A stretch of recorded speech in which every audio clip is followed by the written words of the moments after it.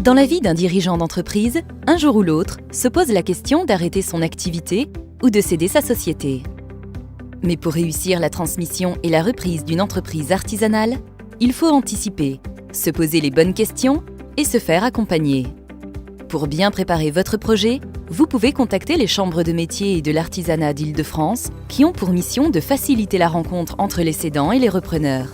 Elles mettent également à disposition des conseillers spécialisés en reprise-transmission qui connaissent bien le marché et les acteurs locaux. Ils disposent de fichiers d'entreprise à reprendre ou de bourses d'affaires locales et interviennent en toute neutralité et confidentialité. À l'échelle de la France, il existe aussi une bourse nationale d'opportunités artisanales que l'on peut consulter via Internet. Les chambres de métiers et de l'artisanat accompagnent les cédants et les repreneurs tout au long de leur démarche par le biais d'un plan d'action personnalisé. Elles accompagnent par exemple les repreneurs dans le montage du dossier prévisionnel et la recherche de financement, notamment les aides et les crédits bancaires. Elles sont présentes à chaque étape, de la préparation au démarrage de cette nouvelle vie. En France, on constate qu'en moyenne, pour une entreprise artisanale, il faut aux cédants 3 à 5 ans pour se préparer et céder son entreprise, aux repreneurs 18 mois pour trouver et commencer son activité.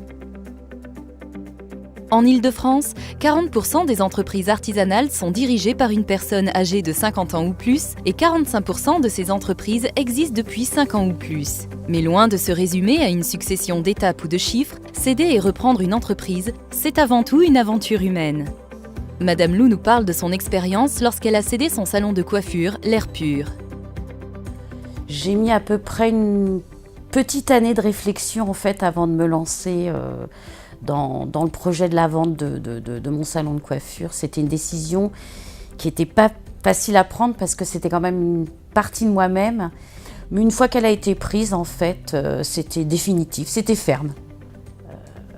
J'ai été contactée en fait par mes futurs acquéreurs. Nous avons pris rendez-vous. Nous nous sommes rencontrés. J'ai tout de suite senti que leur projet était déjà bien ficelé et que c'était des gens qui aimaient leur métier. Et pour moi, c'était important en fait que le salon soit repris par des gens qui aiment leur métier. Donc nous sommes rentrés en contact avec la cédante pour la reprise du salon. Le contact s'est très bien passé dès le départ. Cette personne nous a aussi accompagnés dans cette activité, dans cette reprise.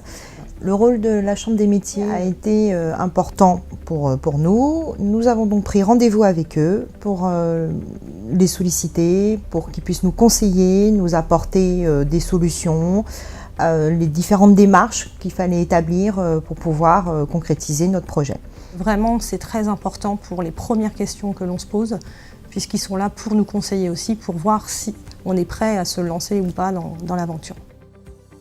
C'est pas quelque chose que l'on fait comme ça, on se réveille pas un matin en se disant tiens, je vais reprendre une entreprise. Faut être professionnel dans l'entreprise que l'on veut reprendre. Faut avoir bien mûri son projet, savoir si on en est capable ou pas. C'est une vraie vocation. De reprendre une société, une entreprise, ce sont des risques. Il faut pas le mettre de côté. Par contre, derrière, c'est quand même une très belle aventure et qu'il faut ne pas hésiter, il faut se lancer, tout simplement. Dans les diverses étapes de la reprise-transmission, aussi bien que dans le futur développement de l'entreprise, le rôle des chambres de métiers et de l'artisanat est essentiel. Alors que vous soyez cédant ou repreneur, que vous vous posiez simplement des questions à ce sujet ou que vous l'envisagiez sérieusement, adressez-vous sans hésiter aux chambres de métiers et de l'artisanat.